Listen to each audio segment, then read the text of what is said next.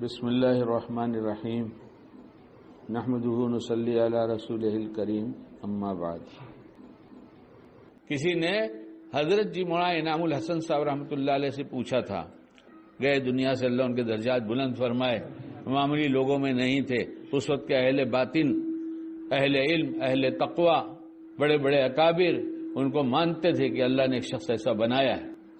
کسی نے ان سے پوچھا کہ بچہ بڑا ہو رہا ہے، اب پڑھائی میں دھیرے دھیرے آگے بڑھ رہا ہے، حافظ بناؤں، عالم بناؤں، مفتی بناؤں، انجینئر بناؤں، ڈاکٹر بناؤں، کیا بناؤں؟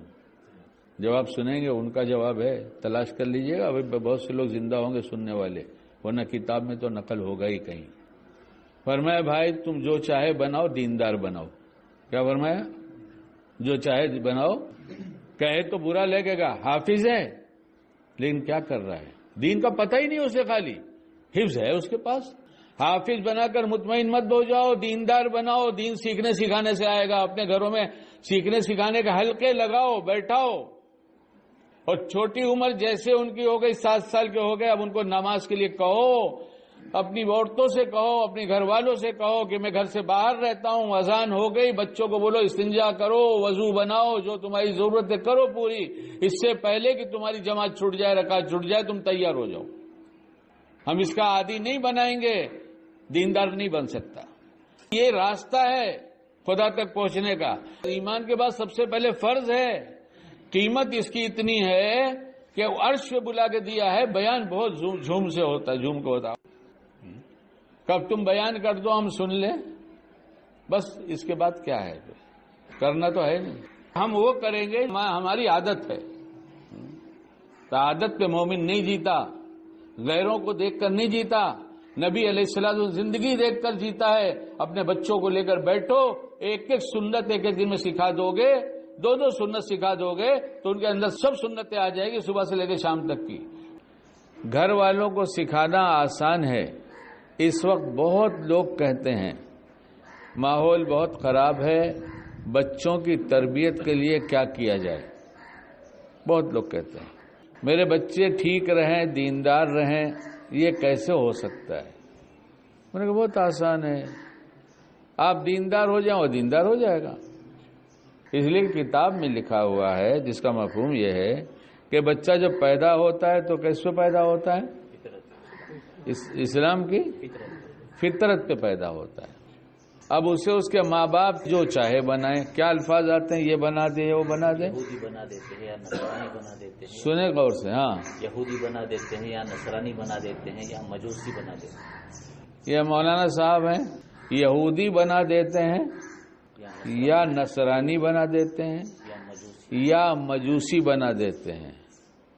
یہ کون بنا رہا ہے؟ والدین۔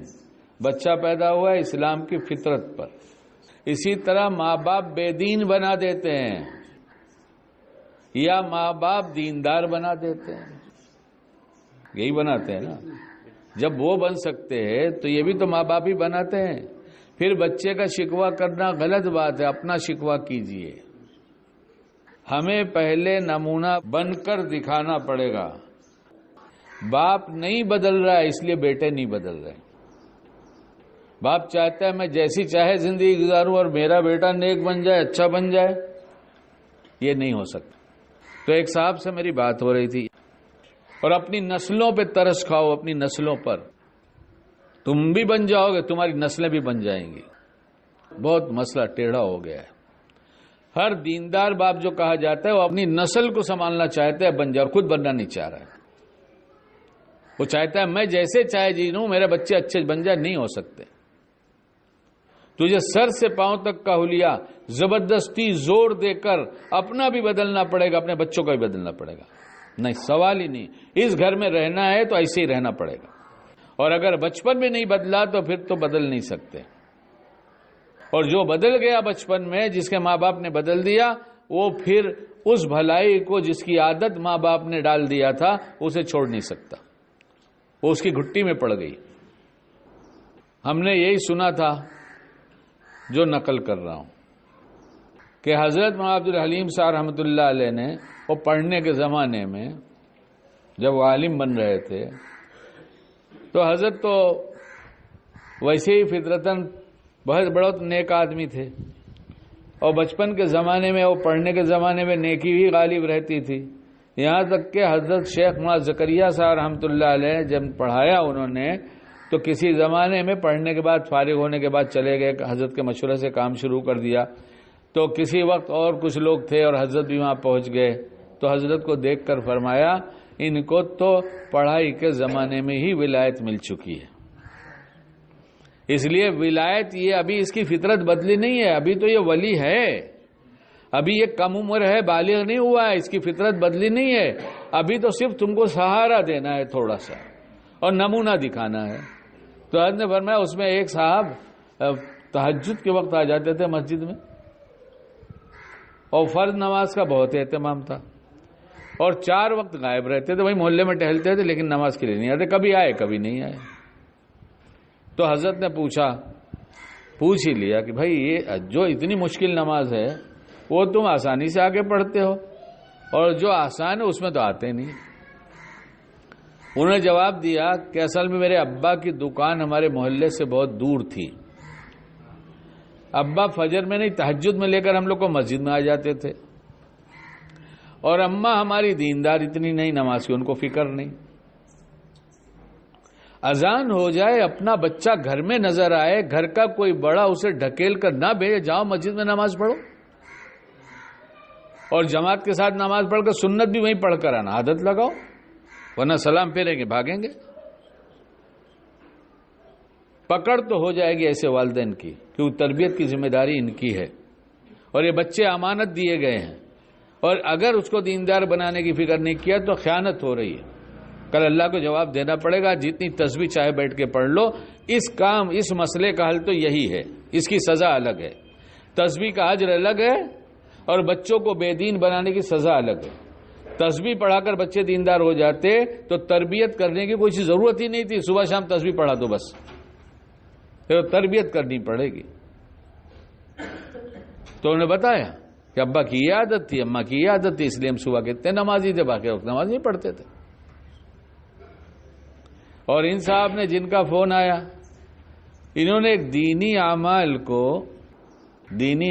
کو جو تھوڑا لمبا کرتے تھے، فجر کے بعد بیٹھ کر اشراق تک بیٹھنا مسجد میں، ان کو تکلیف تھی، طبیعت خراب ہو گئی، رات بھر جاگ گئے، تو صبح میں انہوں نے سوچا کہ ابھی یہ اتنا ضروری تو ہے نہیں، روز تو کرتے ہی، انہوں نے کچھ اعمال چھوڑ دیے۔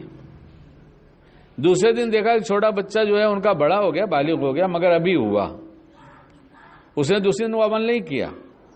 باپ نے غور سے دیکھا، کچھ کہا نہیں، باپ نے دیکھا دوسرے دن، اگلا دن آیا تو اس دن اس نے نہیں کیا، تو باپ نے بلا کے پوچھا کہ یہ عمل تم نے کیوں نہیں کیا؟ تیرے کل آپ نے نہیں کیا تھا نا، تو اس لیے میں نے سوچا گنجائش ہے تو میں بھی نہیں کروں۔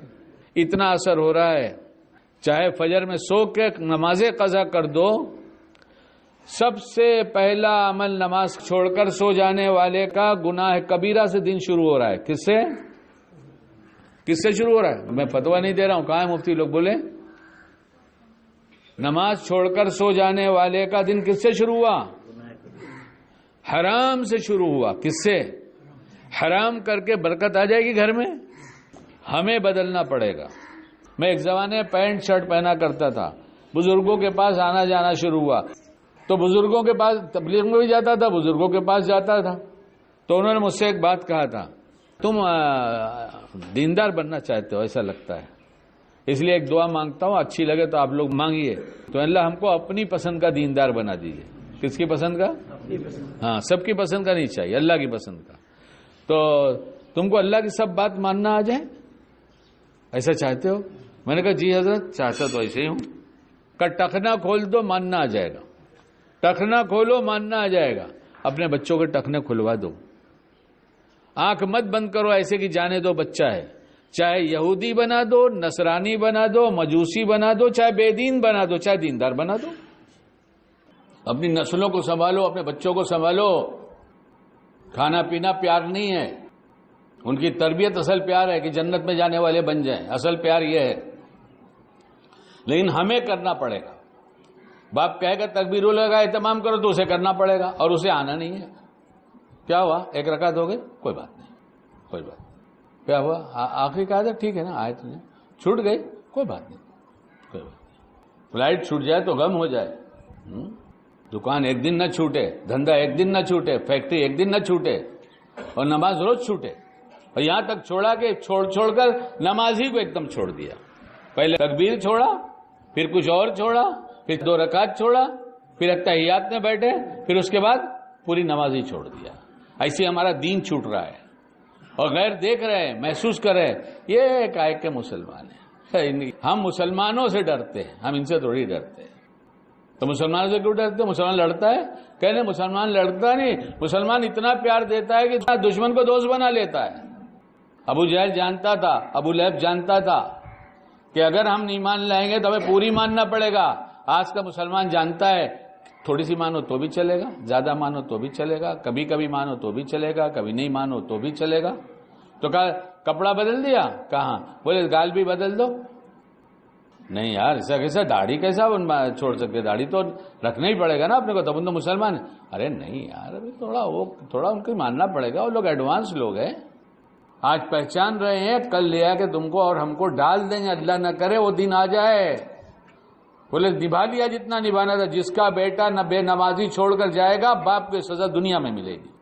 چھوٹے چھوٹے بچوں کو لے کے جاؤ، چلو بیٹا تکبیر اڑا جائے گی، بیٹا اللہ پاک کے گھر جانا ہے، اللہ پاک نے بلایا ہے، سب کام چھوڑو. کہا ہم کہیں گے تو ہمیں بھی تو اٹھنا پڑے گا. شکیل میں تم ایسی بات بتا دو جو ہم نہ کر سکے وہ بچوں کو کیوں کہیں گے؟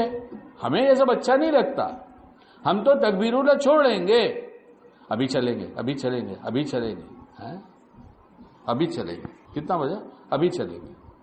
اچھا کتنا بجے؟ ابھی چلیں گے. یہ جیسے ہم اللہ کے گھر میں کہہ رہے ہیں ابھی چلیں گے، لڑکا کہ ابھی مانیں گے، ابھی مانیں گے، ابھی مانیں گے، ابھی بالکل نہیں مانیں گے.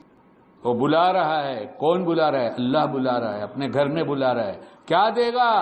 دونوں جہان کی کامیابی دے گا. چاہیے تو لے لو ورنہ چھوڑ دو. اللہ بعمل بنائے.